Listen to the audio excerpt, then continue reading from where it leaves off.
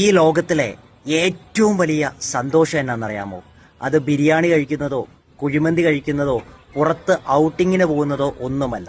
ഒരു സുവിശേഷകൻ എന്ന നിലയിൽ ഒരാളുടെ ഉള്ളിലോട്ട് കർത്താവായ യേശുക്രിസ്തുവിനെ പകരുവാൻ കഴിയുന്നതാണ് ഏറ്റവും വലിയ സന്തോഷമെന്ന് പറയുന്നത്. ഞാൻ കണ്ടതിൽ വെച്ച് ഏറ്റവും വലിയ ആനന്ദം, ഏറ്റവും നല്ല രീതിയിൽ മനസ്സിനെ സന്തോഷിപ്പിക്കുന്നത് ആ ഒരു കാര്യമാണ്. ആ സമയത്തൊക്കെ നമ്മുടെ മുഖമൊക്കെ ഇങ്ങനെ വല്ലാതെ ഒരു പ്രകാശമായിട്ട് മാറും. നമുക്ക് തന്നെ ആ മാറ്റങ്ങൾ തിരിച്ചറിയുവാൻ സാധിക്കും.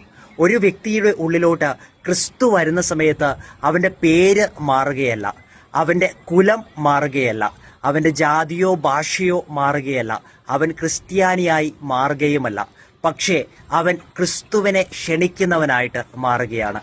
പ്രിയമുള്ളവരെ, ജീവിതത്തിൻ്റെ അകത്ത് ഇന്ന് കടന്നു പോകുന്ന ചില പ്രത്യേകമായ മേഖലകളുടെ അകത്ത് ആർക്കും സഹായിക്കുവാൻ പറ്റില്ല എന്ന് ചിന്തിക്കുന്ന ആ വിഷയത്തിൻ്റെ അകത്ത്, എല്ലാ പ്രതീക്ഷകളും അവസാനിച്ച ആ വിഷയത്തിൻ്റെ അകത്ത് കർത്താവായ യേശു ക്രിസ്തുവിന് പ്രവർത്തിക്കുവാൻ കഴിയുമെന്നുള്ളതിൽ യാതൊരു സംശയവുമില്ല.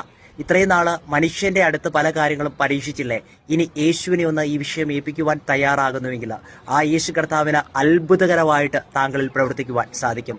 അതേ, യേശു വന്നവരും യേശുവിനെ അറിഞ്ഞവരും അവരുടെ ജീവിതത്തിൽ വലിയ വിടുതലുണ്ടായിട്ടുണ്ടെങ്കിൽ, പറഞ്ഞറിയിക്കുവാൻ പറ്റാത്ത വലിയ സന്തോഷവും സമാധാനവും ഉണ്ടെങ്കിൽ ഇന്ന് താങ്കളായിരിക്കുന്ന സാഹചര്യത്തിൽ കർത്താവായ യേശു ക്രിസ്തുവിനും താങ്കൾക്ക് വേണ്ടി പ്രവർത്തിക്കുവാൻ സാധിക്കും.